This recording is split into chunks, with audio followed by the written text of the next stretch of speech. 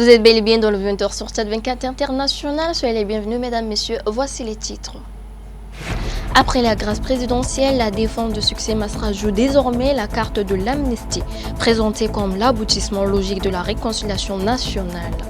Pendant ce temps, les ex-condamnés de l'ancien groupe de concertation des acteurs politiques appellent à faire de la grâce présidentielle du 14 août dernier un véritable levier d'apaisement, de dialogue républicain et de respect du pluralisme politique au Tchad. Et puis au Mondo, les travaux du comité directeur de la délégation provinciale de la santé ont débouché sur des recommandations pour élever les défis sanitaires dans la région.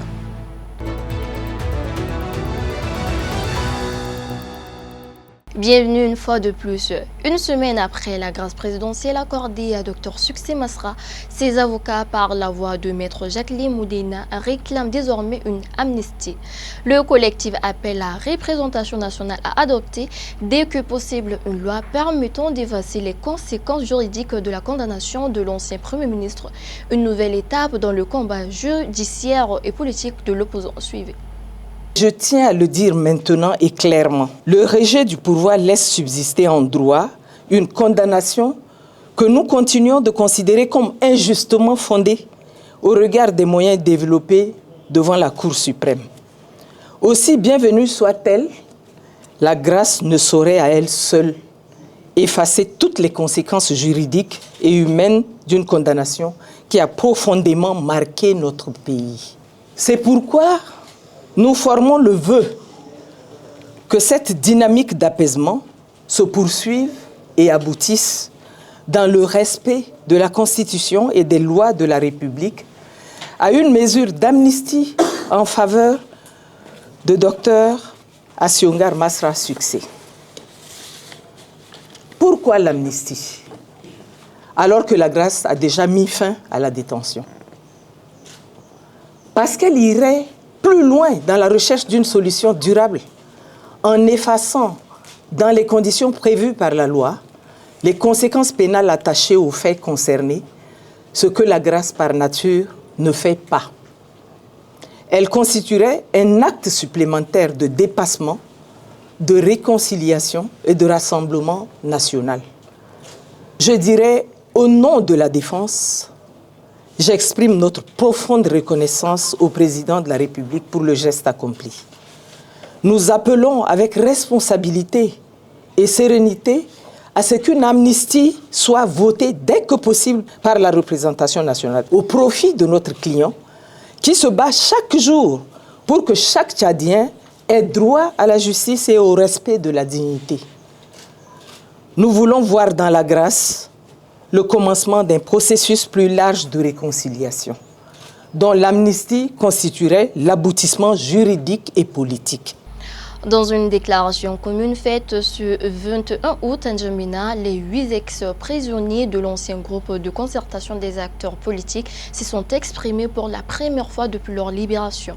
Intervenus à la faveur de la grâce présidentielle du 14 août dernier, ils saluent cette décision et appellent à en faire un véritable levier d'apaisement, de dialogue républicain et de respect du pluralisme politique au Tchad.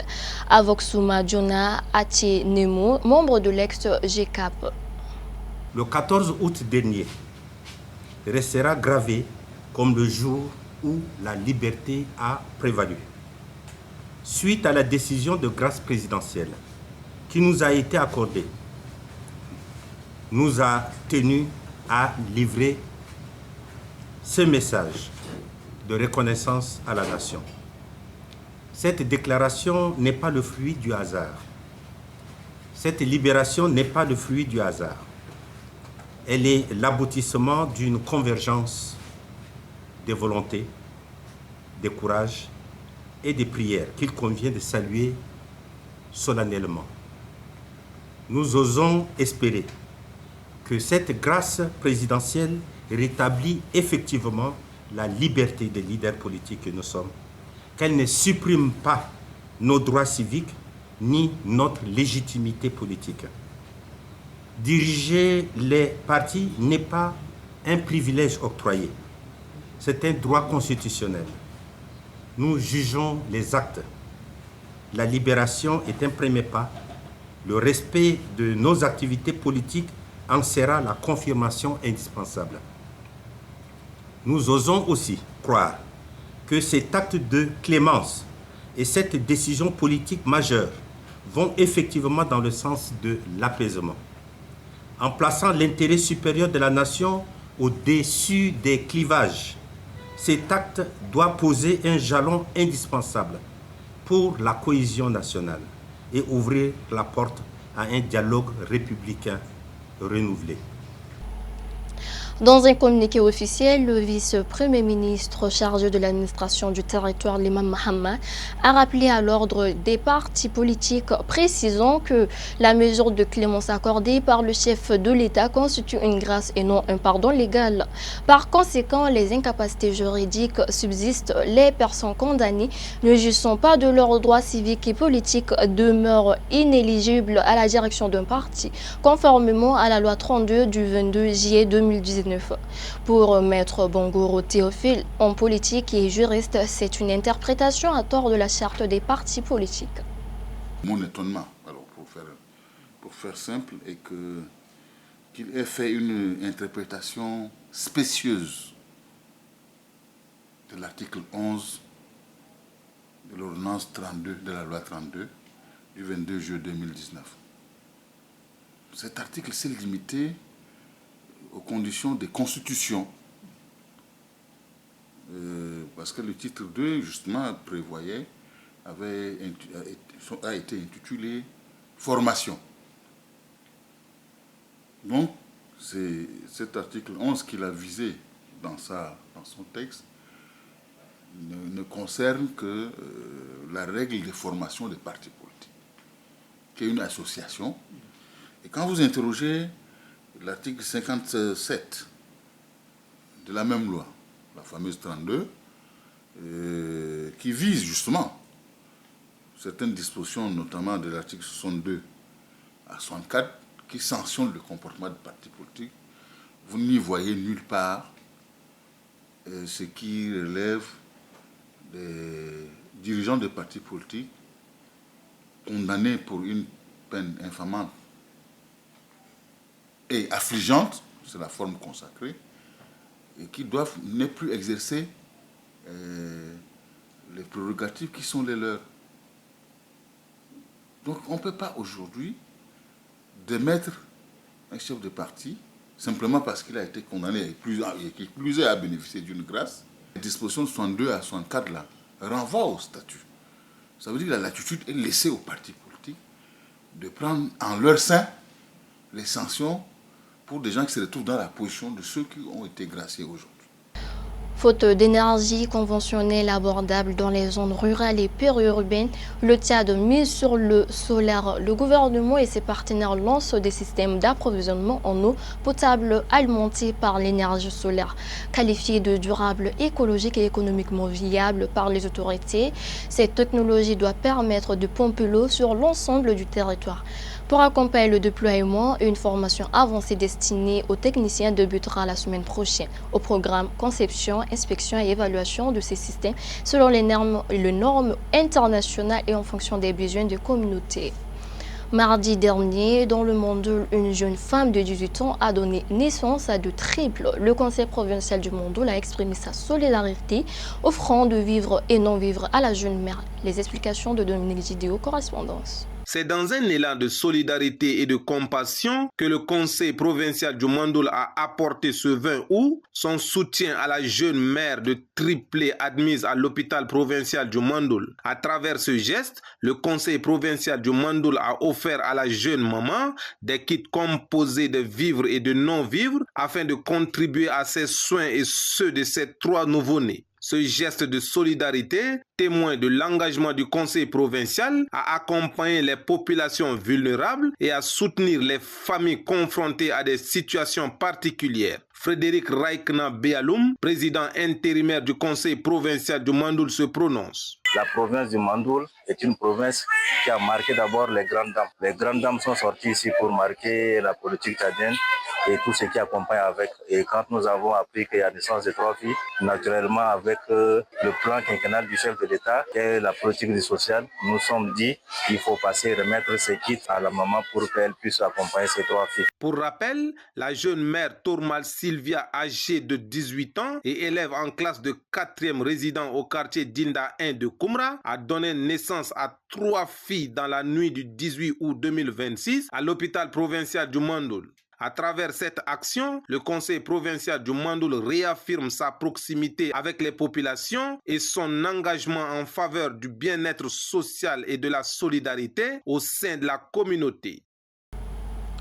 Clôture ce 20 août des travaux du comité directeur de la délégation provinciale de la santé et de la prévention du Mandoul, présidé par le secrétaire général de la province du Mandoul. Les assises ont débouché sur les recommandations pour relever les défis sanitaires dans la région. Retrouvons une fois de plus Dominique Didier. Les travaux du comité directeur de la délégation provinciale de la santé et de la prévention du Mandoul, au terme de cette session, sont consacrés à l'examen des activités sanitaires réalisées au cours du premier semestre de l'année 2026. La cérémonie de clôture a été présidée par le secrétaire général de la province du Mandoul, Dimas Ndjedouboum, en présence des responsables sanitaires ainsi que des partenaires du secteur de la santé. Au cours de cette session, les participants ont passé en revue les résultats obtenus, les difficultés rencontrées et les principales actions à renforcer afin d'améliorer la qualité des soins et des services de santé dans la province. Dans son intervention de clôture, le secrétaire général de la province du Mandoul, Dimas Ndjedouboum, a loué les efforts consentis par les acteurs de la santé et les a exhortés à poursuivre leurs actions avec davantage d'engagement, de coordination et de responsabilités au bénéfice des populations du Mandoul. Vous avez procédé à une analyse objective de la situation sanitaire du premier semestre 2026 à travers les 6 piliers du système de santé. J'invite le délégué provincial de la santé publique et de la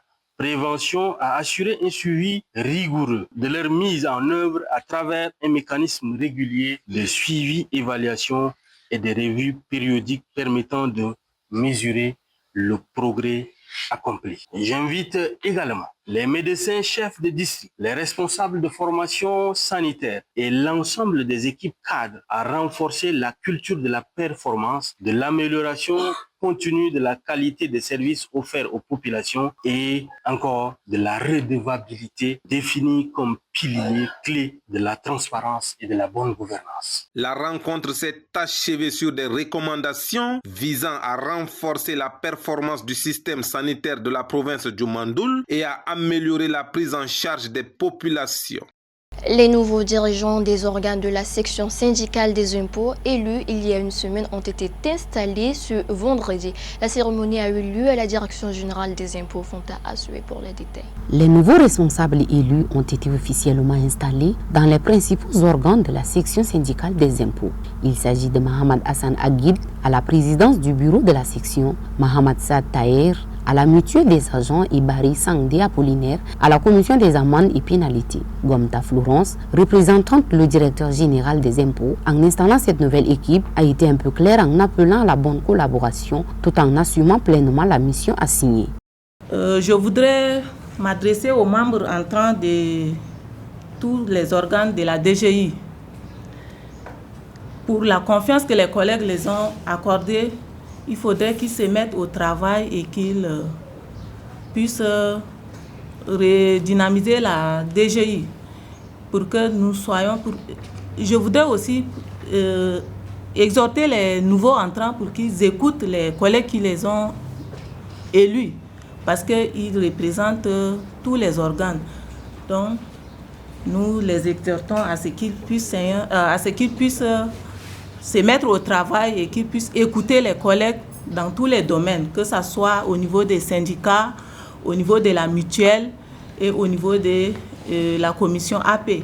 La représentante du directeur général des impôts a par ailleurs amplifié la mission de ces nouveaux responsables qui, selon lui, n'est pas seulement de défendre les intérêts professionnels des agents, de renforcer la solidarité entre les membres, mais aussi de contribuer à l'amélioration des conditions de travail au sein de l'administration fiscale. Les agents de l'administration fiscale avaient procédé à un triple scrutin il y a une semaine pour renouveler ce 15 août les instances du syndicat national des agents des finances du Tchad. Et puis bien sûr, le traditionnel résumé de l'actualité internationale avec Odette Mikila.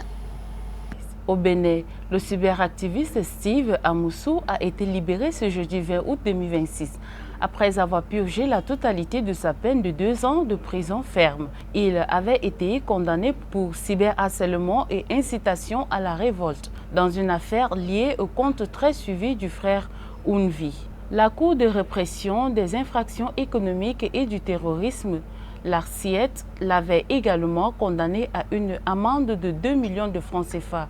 Le compte attribué au frère Ounvi, suivi par quelques 75 000 personnes, s'était fait connaître par des publications particulièrement critiques envers l'ancien président Patrice Talon et son gouvernement. Steve Amoussou avait été interpellé en avril 2024 à Lomé, au Togo, dans des circonstances contestées par ses avocats.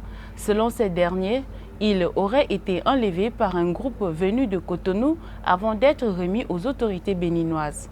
En République démocratique du Congo, l'épidémie d'Ebola continue de se propager à grande échelle.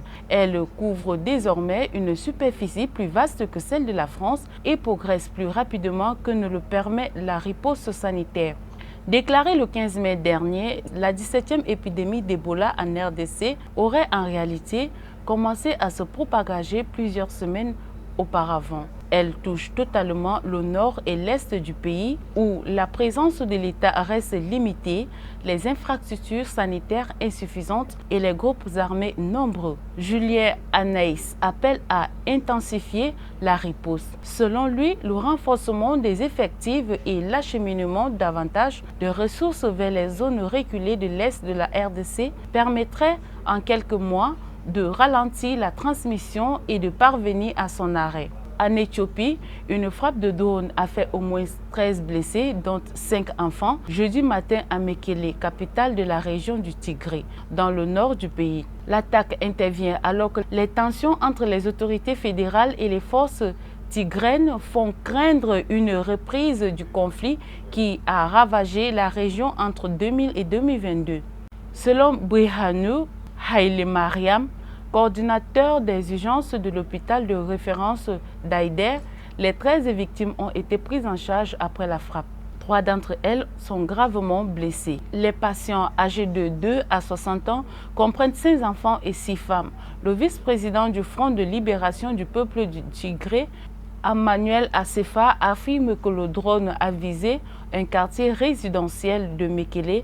Un journaliste de l'AFP présent dans la ville a également recueilli des témoignages confirmant l'attaque. Ainsi prend fin cette édition. Merci de nous avoir suivis. Prenez soin de vous.